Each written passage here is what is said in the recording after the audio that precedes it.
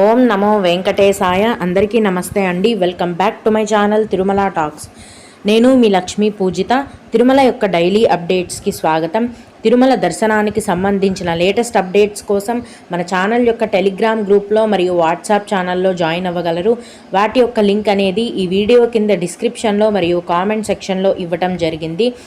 ఈరోజు ఈ వీడియోలో మనం తిరుమలలో ప్రస్తుతం భక్తుల రద్దీ ఎలా ఉంది అన్న విషయం గురించి, అలాగే దర్శనం వివరాలను గురించి, అలాగే భక్తులు అడిగే కొన్ని ముఖ్యమైన దర్శనం వివరాలను గురించి కూడా తెలుసుకుందాం.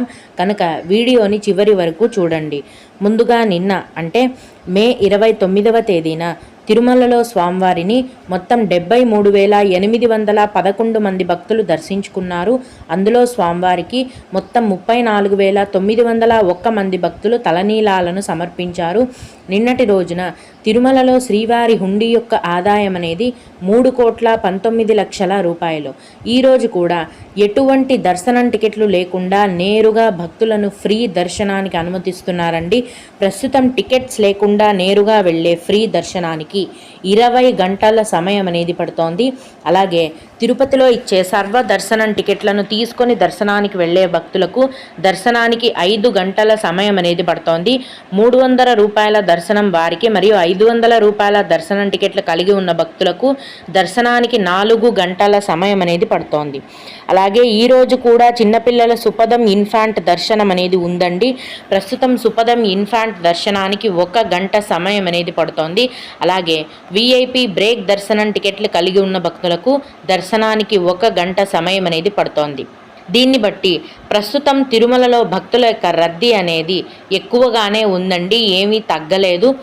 టికెట్స్ లేకుండా వెళ్ళే దర్శనానికి 20 గంటల సమయం, సర్వదర్శనంకి 5 గంటలు మరియు 300 రూపాయల దర్శనంకి 4 గంటలు పడుతోంది. 20 గంటలంటే కూడా చాలా ఎక్కువే అండి.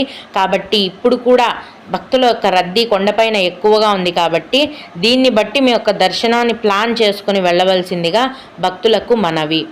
ఇప్పుడు భక్తులు అడిగే కొన్ని ముఖ్యమైన దర్శనానికి సంబంధించిన వివరాలను తెలుసుకుందాము. ఇవి అడిగిన వారికే కాకుండా దర్శనానికి వెళ్ళే ప్రతి ఒక్కరికి కూడా ఉపయోగపడతాయి.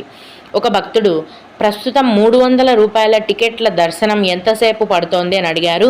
300 రూపాయల దర్శనానికి 4 గంటల సమయం అనేది పడుతోందండి. అలాగే శ్రీనివాస దివ్యానుగ్రహ హోమం టికెట్ వివరాలు కొంచెం వివరంగా చెప్పండి అని అడిగారండి. ప్రతి నెల చివరి వారంలో శ్రీనివాస దివ్యానుగ్రహ హోమం టికెట్లను టీటీడీ వారు ఆన్లైన్లో విడుదల చేస్తారండి. వీటి యొక్క ధర అనేది ఇద్దరిద్దరుగా బుక్ చేసుకోవాలి. ఇద్దరికి కలిపి 1,600 రూపాయలు.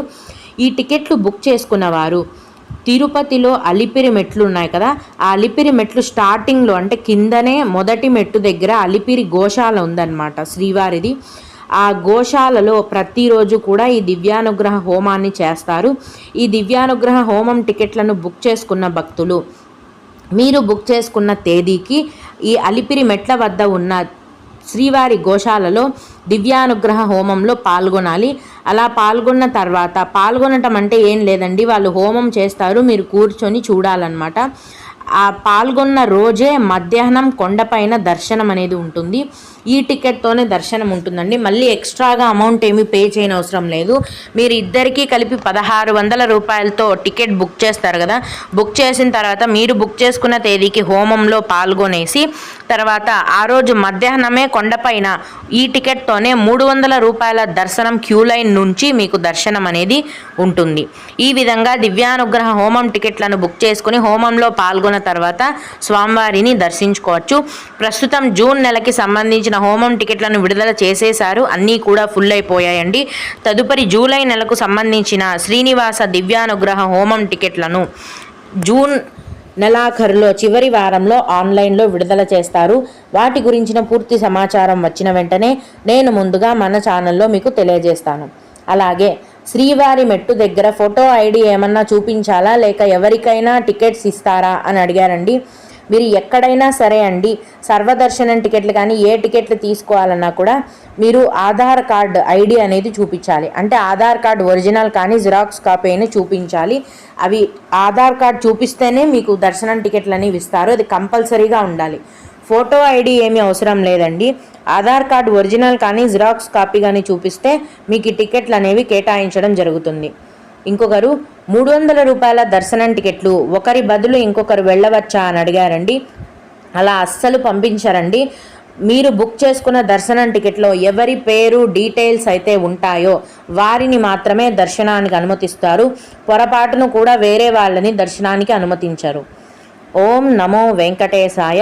మీకు కూడా ఇలా ఏవైనా సందేహాలు ఉన్నట్లయితే ఈ వీడియో కింద కామెంట్ సెక్షన్లో తెలియజేయగలరు. నేను వాటికి ఖచ్చితంగా రిప్లై ఇవ్వడానికి ప్రయత్నిస్తాను. ఇవి ఇవాల్టి తిరుమల అప్డేట్స్. ఇలాంటి మరిన్ని వీడియోల కోసం నా ఛానల్ని సబ్స్క్రైబ్ చేసుకోండి. ఈ వీడియోని లైక్ చేసి షేర్ చేయగలరు. ఓం నమో వెంకటేశాయ.